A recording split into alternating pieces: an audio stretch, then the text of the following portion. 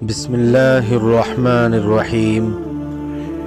جب نبی کریم صلی اللہ علیہ وسلم کے مرض میں شدت ہو گئی تو آپ صلی اللہ علیہ وسلم نے فرمایا کہ میرے پاس سامان کتابت لاؤ تاکہ تمہارے لیے ایک تحریر لکھ دوں تاکہ بعد میں تم گمراہ نہ ہو سکو۔ اس پر حضرت عمر رضی اللہ عنہ نے لوگوں سے کہا کہ اس وقت آپ صلی اللہ علیہ وسلم پر تکلیف کا غلبہ ہے اور ہمارے پاس اللہ کی کتاب قرآن موجود ہے جو ہمیں ہدایت کے لیے کافی ہے۔ اس پر لوگوں کی رائے مختلف ہو گئی اور شور و غل زیادہ ہونے لگا۔ آپ صلی اللہ علیہ وسلم نے فرمایا میرے پاس سے اٹھ کھڑے ہو، میرے پاس جھگڑنا ٹھیک نہیں۔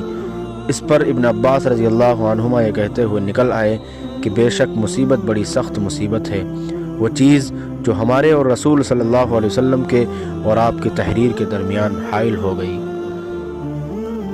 ایک رات نبی کریم صلی اللہ علیہ وسلم نے بیدار ہوتے ہی فرمایا کہ سبحان اللہ، آج کی رات کس قدر فتنے اتارے گئے ہیں اور کتنے ہی خزانے بھی کھولے گئے ہیں۔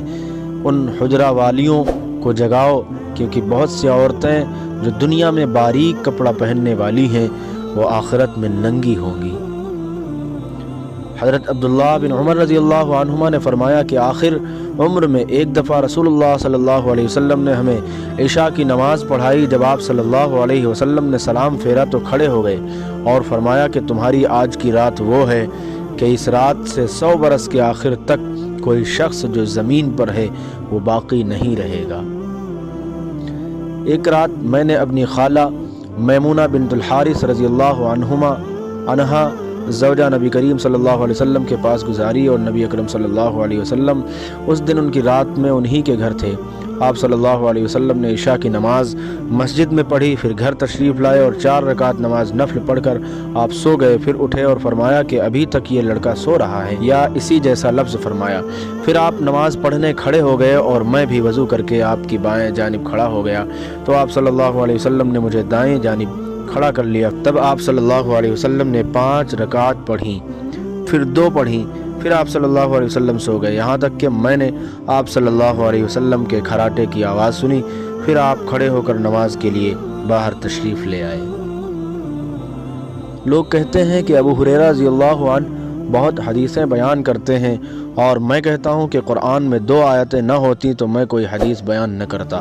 پھر یہ آیت پڑھی جس کا ترجمہ یہ ہے کہ جو لوگ اللہ کی نازل کی ہوئی دلیلوں اور آیتوں کو چھپاتے ہیں، آخر آیت رحیم تک۔